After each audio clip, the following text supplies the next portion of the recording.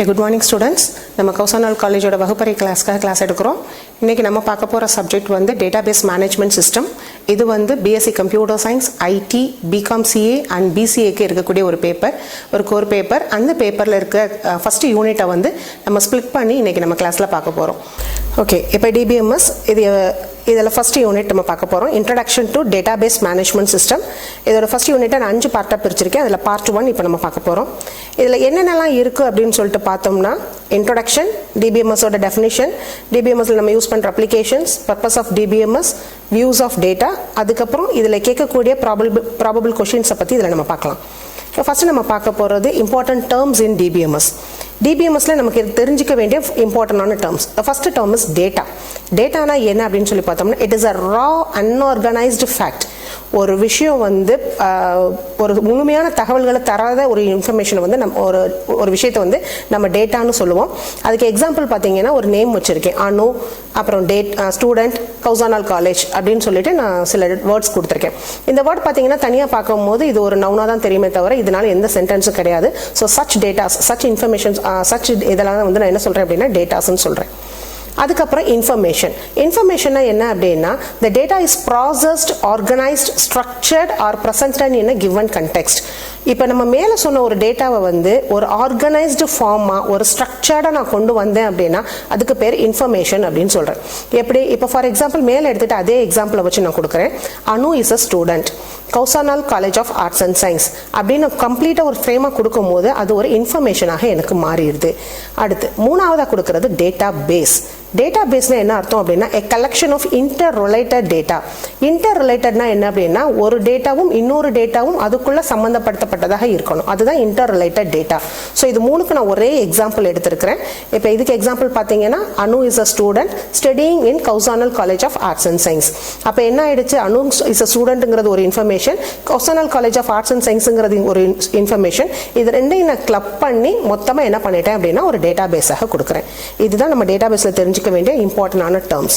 இப்போ அடுத்து definition of DBMS. Database மேனேஜ்மெண்ட்டோட டெஃபினிஷன் என்ன அப்படின்னா, ஏற்கனவே நம்ம சொல்லியாச்சு, it is interrelated data அப்படின்னு சொல்லியாச்சு. ஸோ அதை பேஸ் பண்ணி கொடுக்குறோம். Database management system is a collection of interrelated data and set of programs to manipulate those data. அந்த டேட்டாவை கலெக்ட் பண்ணதோட அதில் சில ஏதாவது எக்ஸ்ட்ராவாக சில மாடிஃபிகேஷன் நீங்கள் பண்ணீங்கன்னா அதை நீங்கள் வந்து டேட்டாபேஸ் மேனேஜ்மெண்ட் சிஸ்டம் அப்படின்னு சொல்கிறீங்க. இதோட மெயின் கோல், எய்ம் என்னன்னு சொல்லி பார்த்தீங்க அப்படின்னா, store the data, retrieve the data. நம்ம ஒரு டேட்டாபேஸ் யூஸ் பண்ணுறதே நம்ம டேட்டாஸை ஸ்டோர் பண்ணி வைக்கிறதுக்கும் நமக்கு தேவைப்படும் பொழுது அது திரும்ப எடுத்து பார்க்கறதுக்கும் தான் நம்ம யூஸ் பண்ணுறோம். இதுதான் இதோட மெயின் கான்செப்ட். இப்போ அடுத்து applications of database management system. டிபிஎம்எஸ்ஸை நம்ம எங்கெல்லாம் பயன்படுத்திட்டு இருக்கிறோம் அப்படின்னு சொல்லி பார்த்தோம்னா, the main and foremost example என்னன்னு பார்த்தீங்கன்னா பேங்கிங் சிஸ்டம். பிகாஸ் அங்கே தான் நிறைய டேட்டாஸ் நம்ம யூஸ் பண்ணிட்டு இருக்கிறோம்.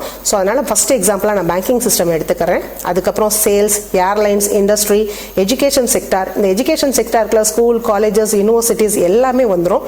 ஆன்லைன் ஷாப்பிங்ஸ், இதில் ட்ரேடு, சேல்ஸ் எல்லாமே இதில் வந்துடும். அடுத்து டெலிகம்யூனிகேஷன்ஸ், இது எல்லாமே வந்து கொஞ்சம் நமக்கு தெரிஞ்ச நம்ம அதிகமாக யூஸ் பண்ணிட்டு இருக்க டேட்டாபேஸ் அதிகம் பயன்படுத்துகிற அப்ளிகேஷன்ஸ். கீழே நான் ஒரு ஹிண்ட் கொடுத்துட்டேன், இதெல்லாம் கொஞ்சம் தான், பட் இட்ஸ் நெவர் எண்டட், போய்கிட்டே தான் இருக்கும். அடுத்து பர்பஸ் ஆஃப் டேட்டாபேஸ். டேட்டாபேஸ் நம்ம பயன்படுத்துறதுக்கான காரணங்கள் என்ன அப்படின்னு சொல்லி பார்த்தோம் அப்படின்னா, மெயின் ரீசன் என்ன அப்படின்னா, it helps the user to view the abstract. ஒரு டேட்டாபேஸ் அப்படின்னா அதில் இருக்கிற கண்டென்ட் எல்லாத்தையும் நம்ம என்ன பண்ணக்கூடாது அப்படின்னா, எல்லாரும் பார்க்குற மாதிரி நம்ம என்ன பண்ணக்கூடாது, அதை வியூ பண்ண விடக்கூடாது. ஸோ நமக்கு தேவை அப்ஸ்ட்ராக்ட். ஃபார் எக்ஸாம்பிள், இப்போ ஒரு மூவியே போய் பார்க்குறோம் அப்படின்னா, நம்ம 3 hours பார்க்குற ஒரு மூவியை வந்து நம்ம ஃப்ரெண்டுக்கோ வேற யாருக்கோ ஷேர் பண்ணும் போது நம்ம என்ன பண்ணுவோம் அப்படின்னா, அதை ஒரு 3 to 5 minutesக்குள்ள சொல்கிற மாதிரி நம்ம அதை கம்மி பண்ணி சொல்லுவோம். அதோட கான்செப்ட் மாறாமல் அதை நம்ம வந்து அப்ஸ்ட்ராக்ட் பண்ணுறோம் பார்த்தீங்களா. ஸோ அதே தான் இங்கேயும். ஸோ டேட்டாபேஸுங்கிறது எல்லா டேட்டாஸ், எல்லா ரெக்கார்ட்ஸும் ஸ்டோர் பண்ணி வச்சிருக்கிறது. பட் அதை நம்ம வெளியில் காட்டும் போது என்ன பண்ணுவோம் அப்படின்னா, அதோடைய தேவை என்னவோ, அது எது தெரிஞ்சால் யூசருக்கு போதுமோ அந்த இன்ஃபர்மேஷன் மட்டும் காட்டுறதான் டேட்டாபேஸோட main purpose. Then next view of data. இப்போ நம்ம சொன்னோம் இல்லையா, அப்ஸ்ட்ராக்ட் வச்சுட்டு நம்ம டேட்டாஸ் எல்லாம் வெளியில் வியூ பண்ண காட்டுறோம்னு சொல்லிட்டு. ஸோ அந்த கான்செப்டில் என்ன பண்ணுறாங்க அப்படின்னா, டேட்டாவை எப்படியெல்லாம் வியூ பண்ணலாம் அப்படின்னு சொல்லிட்டு நமக்கு வந்து ஒரு கான்செப்டை பிரிச்சிருக்கிறாங்க. ஸோ இதில் பார்த்தீங்கன்னா, the view of data provides the user the needs and hides the irrelevant informations. இதுல மெயினான வேர்டுங்கிறது irrelevant information தான். irrelevantனா என்ன? இப்போ எனக்கு ஒரு விஷயம் தேவை அப்படின்னா அது போக மற்ற ரிமைனிங் இன்ஃபர்மேஷன்ஸும் அதில் இருக்கும். ஃபார் எக்ஸாம்பிள் ஒரு ஸ்டூடெண்ட்டை எடுத்துக்கிட்டேன்னா எனக்கு அவரோட மார்க் மட்டும் தெரிஞ்சால் போதும், பட் அவரோட அட்ரஸ் ஃபோன் நம்பரும் ஸ்டூடெண்ட்டோட பயோடேட்டாவில் இருக்க தான் செய்யும். ஸோ அப்போ எனக்கு அது காட்டக்கூடாது. ஸோ இந்த மாதிரி எனக்கு தேவைப்படுற இன்ஃபர்மேஷனை மட்டும் எடுத்து காட்டுற மெத்தடாலஜிக்கு பேர் தான் வியூ ஆஃப் டேட்டா அப்படின்னு சொல்லுவோம். இதை நம்ம ரெண்டு கண்டென்ட்டாக பிரிக்கிறோம். ஒன்று டேட்டா அப்ஸ்ட்ராக்ஷன்ஸ், இன்னொன்று இன்ஸ்டன்ஸ் அண்ட் ஸ்கீமா. இதில் ஃபர்ஸ்ட் நம்ம பார்க்க போகிறது டேட்டா அப்ஸ்ட்ராக்ஷன். டேட்டா அப்ஸ்ட்ராக்ஷன்னா என்ன? நம்ம ஏற்கனவே சொல்லிட்டோம் இல்லையா, அப்ஸ்ட்ராக்ஷன் அப்படிங்கிறது நமக்கு காம்ப்ளெக்ஸ் டேட்டாவில் இருந்து நமக்கு தேவைப்படுற இன்ஃபர்மேஷன்ஸை மட்டும் சக் பண்ணி எடுத்து ஒரு சின்ன ப்ராசஸாக காட்டுறது. தேவையில்லாத அதர் irrelevant இன்ஃபர்மேஷன்ஸ் எல்லாத்தையும் ஹைட் பண்ணி வச்சிருக்கிற மெத்தடாலஜிக்கு பேர் தான் டேட்டா அப்ஸ்ட்ராக்ஷன். ஸோ இதை சொல்லியாச்சு, ஒரே வேர்டில் சொல்கிறோம். The process of hiding the irrelevant datas or details from the user and showing the remaining informations to the user. இதை தான் நம்ம டேட்டா அப்ஸ்ட்ராக்ஷன்ஸ் அப்படின்னு சொல்லிட்டோம். ஸோ இதை நான் 3 கேட்டகரியாக பிரிக்கிறேன், அதாவது 3 லெவல்ஸ் ஆஃப் அப்ஸ்ட்ராக்ஷனாக சொல்கிறேன். ஒன்று physical level, another one is logical level, third one is view level. இந்த வியூ லெவல் அப்ஸ்ட்ராக்ஷன் தான் எங்கே இருக்கும் அப்படின்னா நம்ம அஸ் அ யூசராக நம்ம வெளியில் பார்க்குறது. இப்போ நம்ம ஒரு பேங்க்குக்கு போனோம்னா நமக்கு ஸ்க்ரீன், ஒரு ஏடிஎம்க்கு போனோம்னா நமக்கு ஸ்க்ரீனில் தெரியிற இன்ஃபர்மேஷன்ஸ் எல்லாமே வியூ லெவல். அப்போ அதுக்கு உள்ளே இருக்கிறது லாஜிக்கல் லெவல், அதுக்கும் உள்ள ப்ராசஸிங்கில் இருக்கிறது தான் ஃபிசிக்கல் லெவல். அப்போ நமக்கு பார்க்கும்போது என்ன பண்ணியிருப்பாங்க, ஏடிஎம்ல நமக்கு பின் நம்பர் டேட்டாஸ் மட்டும்தான் வியூ பண்ண வச்சுருப்பாங்க. அது ப்ராசஸிங் பண்ணுற மெத்தடாலஜி எல்லாத்தையும் என்ன பண்ணியிருப்பாங்க, ஹைட் பண்ணியிருப்பாங்க. ஸோ இதுதான் 3 levels of abstractions: physical level, logical level and view level. So அதோட லெவல்ஸை நான் இங்கே கொடுத்தாச்சு. இதில் ஃபிசிக்கல் லெவலுக்கு இன்னொரு பேர் என்ன அப்படின்னா இன்டர்னல் லெவல். இது எதுக்காக இந்த வேர்டை சொல்கிறோம் அப்படின்னா, சப்போஸ் 2 மார்க்கில் இதெல்லாம் கேட்குறாங்க, இல்லை எக்ஸாம்ஸில் கேட்குறாங்க, explain the internal level of abstraction அப்படின்னு கேட்டால் நம்ம யோசிக்கக்கூடாது. Internal level is nothing but the physical level. இந்த ஃபிசிக்கல் லெவல் தான் இருக்கிறதுல லோயர் மோஸ்ட் லெவல். இதில் என்ன பண்ணும் அப்படின்னா, how the datas are stored அப்படிங்கிற இன்ஃபர்மேஷன்ஸ் இதில் இருக்கும். ஒரு நம்ம கொடுக்குற டேட்டா எப்படி போய் ஸ்டோர் ஆகுது அப்படிங்கிற இன்ஃபர்மேஷன்ஸ் எல்லாமே இந்த ஃபிசிக்கல் லெவலில் இருக்கும்.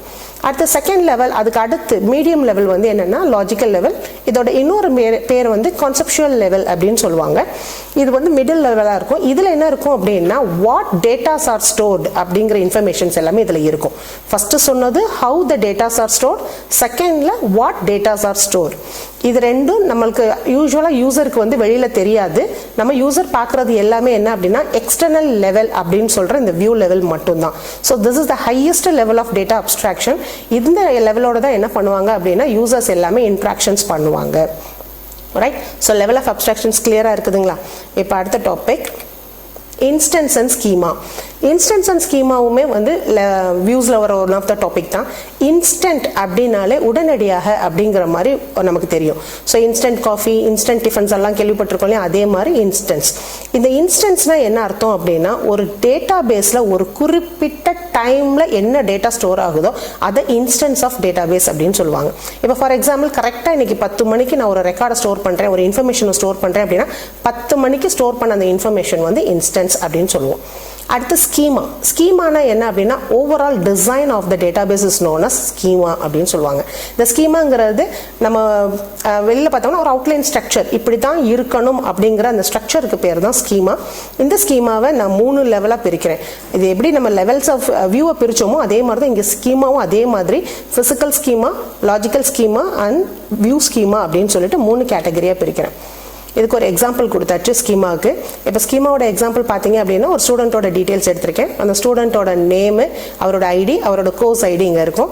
அதுக்கப்புறம் ஸ்டூடெண்ட்டோட கோர்ஸ் ஐடி செஷனில் கோர்ஸில் போனீங்கன்னா அவர் என்ன கோர்ஸ் படிக்கிறாரு, என்ன டிபார்ட்மெண்ட்டில் இருக்குது அப்படிங்கிற டீட்டெயில்ஸ் இருக்கும்.